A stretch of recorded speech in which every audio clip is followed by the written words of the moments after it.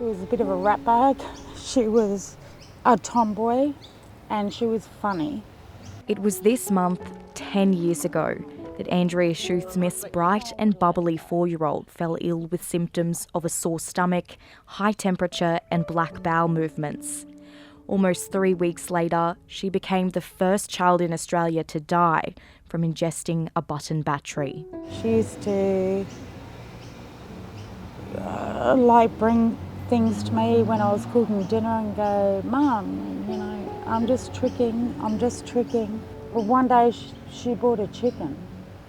And I said, okay, I'm over this now. Like, I can't do all this.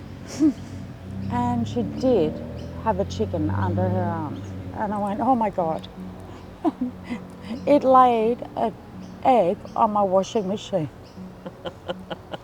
She was so beautiful. Biggest blue eyes. So fun. And yeah, and I miss her. At the time, Miss Shoothsmith said she didn't know how dangerous the tiny batteries could be. It was quite painful because I was judged and I had the hospital, the doctors and the ambulance said I'd done something wrong, which I hadn't. I think it was from a park because they're not disposed of correctly, and the police searched my house, they searched my mother's house, they searched the kindy, and there was nothing in there that would contain a button battery. After Summer died, I took Finn to the park and I opened my car door and there was 3 button batteries there. I just went, oh my God. 2 years after Summer's death, a 14-month-old girl, Bella Rees, died from the same cause. The two mothers have spent the last decade campaigning to stop this from happening to another family. But will it ever be enough? 2 coronial inquests and a world-first mandatory safety standard later, about 20 children still present to emergency departments across the country each week, suspected of having swallowed one of these. At least one will require surgery. In March this year in North Queensland, a 1-year-old girl spent 2 nights in an induced coma, having had a button battery burning in her esophagus for more than 28 hours. There's no question they're dangerous, but the topic can be divisive. Is it as simple as parent vigilance, or is it a product that should be boycotted altogether? I've been working on the button battery issue for more than 10 years. It really all kicked off with the death of Summer Steer in 2013, and this is a priority topic for KidSafe. When a child swallows a button battery, if there is sufficient residual charge in that battery, it needs about 1.2 volts. When the battery hits a moist environment, the charge breaks down the water. It cleaves the water molecule and it produces something called sodium hydroxide. Sodium hydroxide is basically oven cleaner. So the battery is sitting inside your child producing oven cleaner, and that toxic compound is eating through the tissue. If you've heard your child have some sort of choking episode, even if they look okay and the moment seems to have passed, still take them to emergency. Try and get an x-ray. Not every emergency department has x-ray facilities 24/7, so it really depends on where you live. But if you think something has gone wrong, the way to see if there's a button battery inside your child is to x-ray them.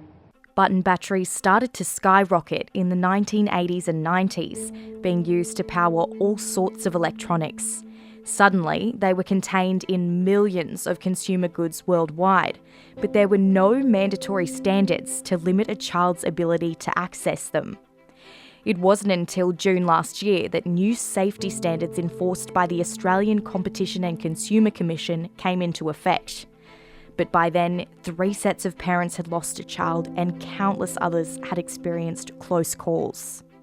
One of the other issues we have with button batteries is durability. So products like this are made from very cheap, brittle plastic, and we've had one child at least with a severe injury in Queensland where they were given this as a Mother's Day gift, and the 2-year-old accessed the battery after the product was broken and the battery fell out. If you buy a product that has a button battery now in Australia, it's required to be durable, have child-resistant features and safety warnings. Retailers and suppliers can be fined for not complying. But keeping track of all these products across the country and what's coming in from overseas is a big ask. Already this year, 20 products have been recalled for not complying with mandatory standards. I have seen kids who were given this at a school outing, and they were just mucking around, teenage boys chucking the bottle around, and they managed to break it so that the batteries fell out of the bottom. And I've seen one child who their family dropped the car keys the day before, the child ate the battery, the family put the car key back together and then didn't realise the battery was missing until they tried to start the car the next day. So the message really is, do you need these products? Can you source products that run on different button batteries? If you have a product that's essential, how secure is it and how durable is it? Could the product break if you drop it? Does it have some sort of screw closure or complex mechanism that your average 3-year-old couldn't get into? Because it's no secret kids put everything in their mouths. I didn't really think about it before having kids. A lot of baby products do have like the light up sounds and stuff like that. So yeah, that was a bit of a surprise actually. I do try and stay away from them, but not like happy to still use them. Yeah. I've got family members that have had problems with kids trying to eat button batteries and sticking them up their nose before, and you hear what side effects that can have on the kids. So as soon as when we had her, it was kind of a conversation me and my partner had to have of what we were going to do in the case that she did get a hold of them, or were we just completely going to get rid of everything to do with them. I think it's terrifying because you always wonder, you're always with them, you're always watching them, but there will be moments you're doing other things and you wonder, would I realise straight away? Would I realise quick enough before something worse would happen? This year, KidSafe Queensland called for a consumer boycott of button batteries. Dr. Barker said ultimately a battery redesign is needed. So that if a child swallows the battery, it doesn't cause that severe caustic burn when they swallow the battery. And there are some companies that are coming up with ideas, and we really need industry to embrace this so that they're actually designing a button battery that is safer, rather than just putting the onus on parents to be more vigilant. Consumers also need to be really cautious with how they dispose of the batteries.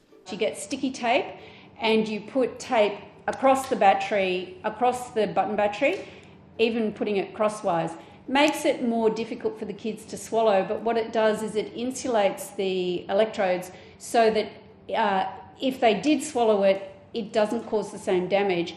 But also when you put it into the recycling stream or if you put it into the waste stream, then it doesn't trigger fires. For Andrea Shoesmith, it's a fight she's not finished with yet. This was her shorts. This was another dress.